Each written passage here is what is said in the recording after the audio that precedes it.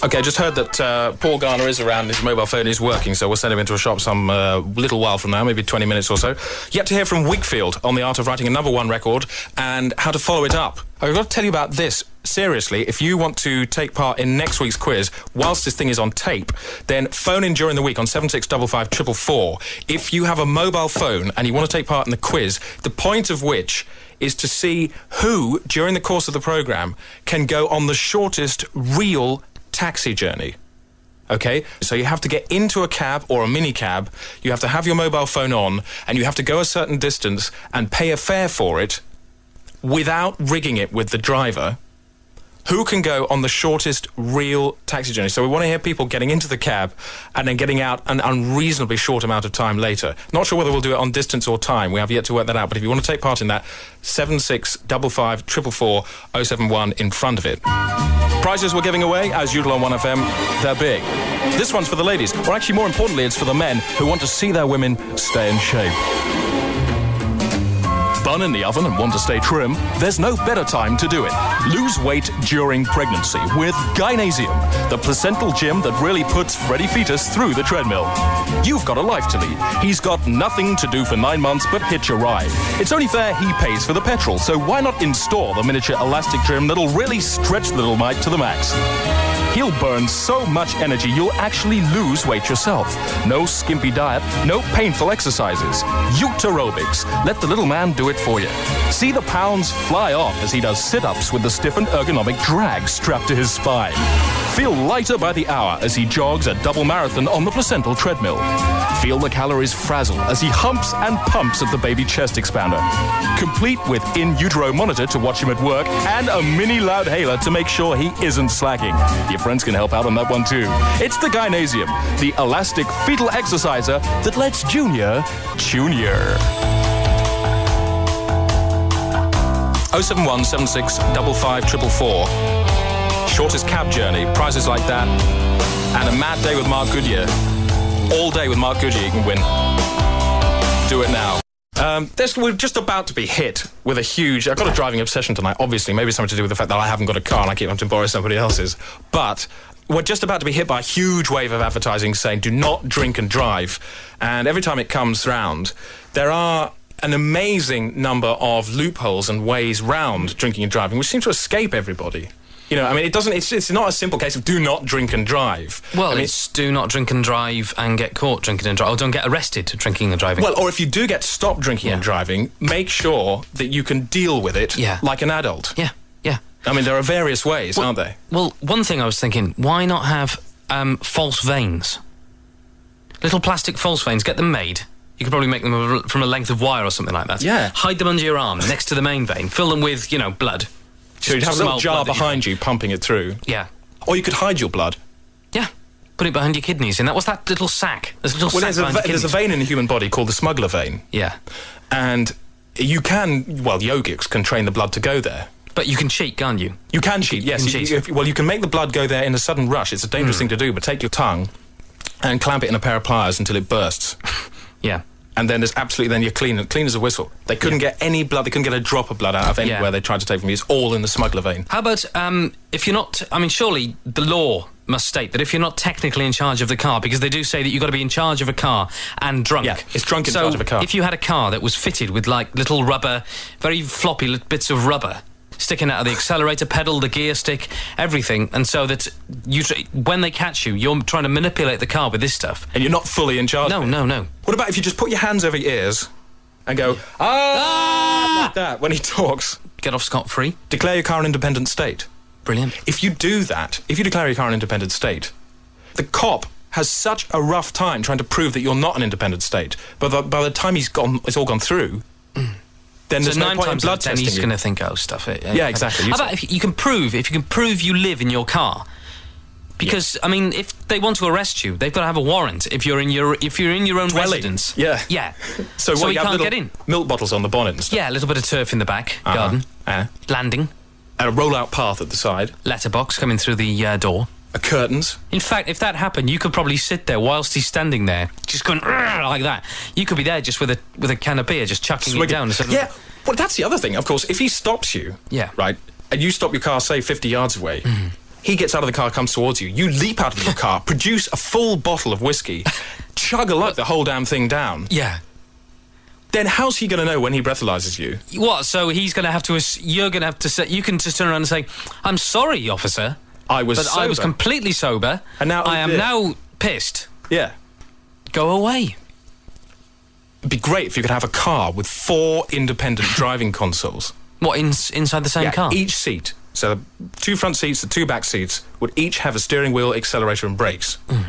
So that you could have everybody in it.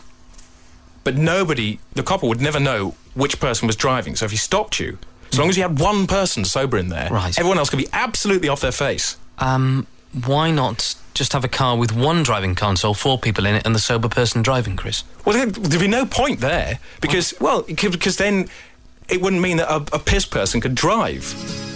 Very good point. Yeah. OK, Wayne Carr, Britain's top FM DJ, now holding down swing jock posts at 7 FM franchises across the country, including 2 as ground librarian.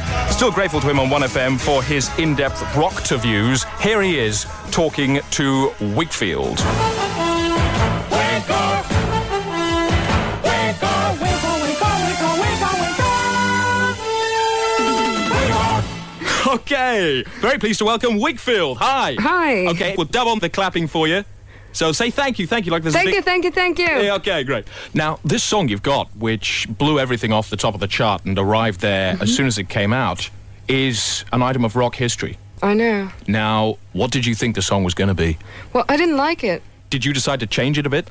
No, I mean, I think we put it a bit music in it because it was very, very simple. I mean, it's still very simple. Well, what you did was you turned that simplicity from bad simple to good simple. Yeah, I think that's what happened because when I first heard it, I didn't like it. Yeah. How did you put in the good simple? I think the piano in the song because there was less. I mean... So the piano was the good simple? Yeah. I suppose you used the old maxim there that less is more, particularly when the more is a piano and you have to make it less. Yeah. Now, is that, do you think, what actually helped it to get there? I think what helped it was that it's so easy to remember the song. It's a sort of song you could remember after hearing it less than once. Yes. Because even halfway through, you begin to understand the bit that goes Saturday, Saturday, Saturday night, Saturday night. Yeah. Sometimes you can forget those words.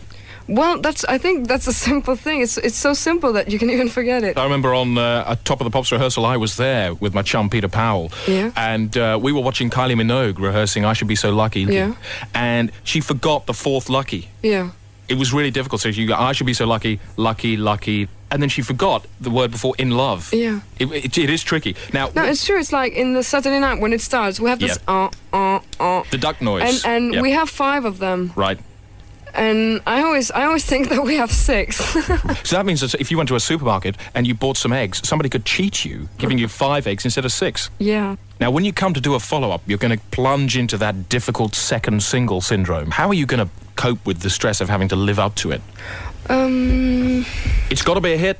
Yeah, it has to. Could it be a ballad like Sunday Night, and it could be like a slow thing? Well, it's called Another Day. Is it slow or fast? Can you give us a little... It's more or less the same. It is actually more or less the same. When we had promotion concerts, for example, we had a lot of people singing it, even though it's more difficult. But it's because they understood the first thing, Saturday, and you've got them acquainted with the idea of days of the week, and then when you have another day, it's like already in their head, so that they can actually get into that. Yeah.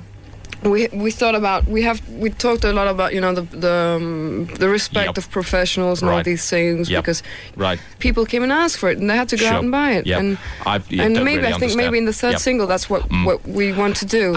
So you'd like them to stand in a line and salute you? Yes. Wakefield talking to Pop Radio senior ring piece Wayne Carr. His next guest, I believe, in a couple of weeks, Edwina Currie.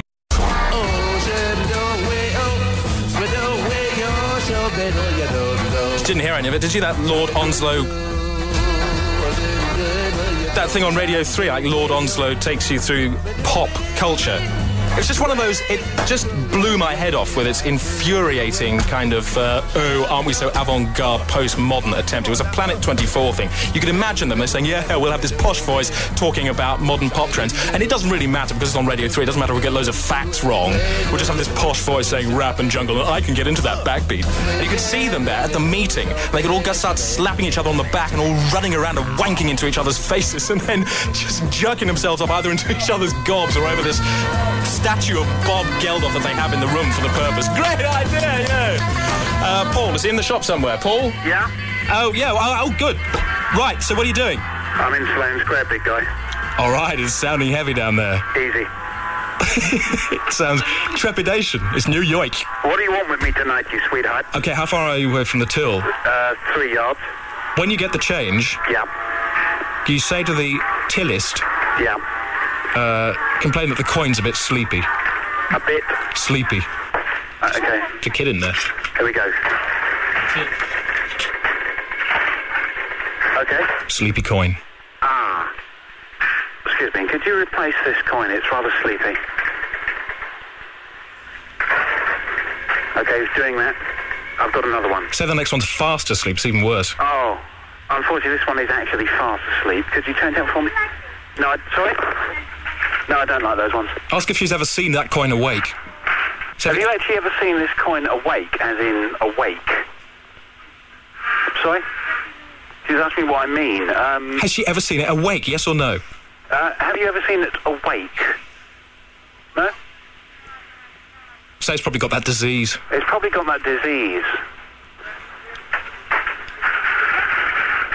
Confusion abounds. Suggest that they give all their coins tea and that'll keep them awake. Okay, yeah. Is there any chance you could give this a nice cup of tea to keep it awake, please? There was a nod of agreement, but actually no hot beverage served. All right, give them all love from the elephants. All my very best and love from the elephants. Thank you. And then leave. Thanks very much indeed. Goodbye. Courteously. I'm out of here, mate. Doffing your cap. I don't even have to run because she was smaller than me. I like the way this turned out. It's just turned into such a laid-back, relaxed thing. It was fun tonight. I've got my coffee. I'm happy. Okay, go for a saunter. I'm out of here. Okay, next week, just do it so you're totally bored the whole time. I will do. Okay. Easy, mate. See you in a bit. Bye.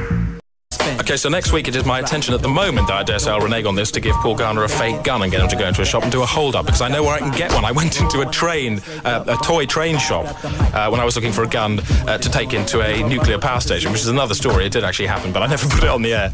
I said, could you give me a gun which would make a loud noise? And they went back to this kind of like little store at the back and pulled out this perfect replica of a small handgun. And the guy was really proud of the fact that it would actually fire a blank, which was enough to stun somebody at short range. And it's only 40 quid, and I can get that for Paul next week. And at the moment, I intend to do it. So that's going to happen next week. If you want to take part in the quiz when we have to go the shortest possible distance in a taxi, 7655444, phone now, please. And if you want to win the 1FM Big Prize this week, then all you need to do is listen to The Breakfast Show. You can win tickets for the Christmas lights. That's the opening of the Christmas lights. It's a show which features cherry pickers, and it features supermodels in the cherry pickers, swooping low over the crowds, giving them all a golden shower. That's Claudia Schiffer, Naomi Campbell, and I believe Rachel off Don't Forget Your Toothbrush. So phone The Breakfast Show tomorrow and ask for that.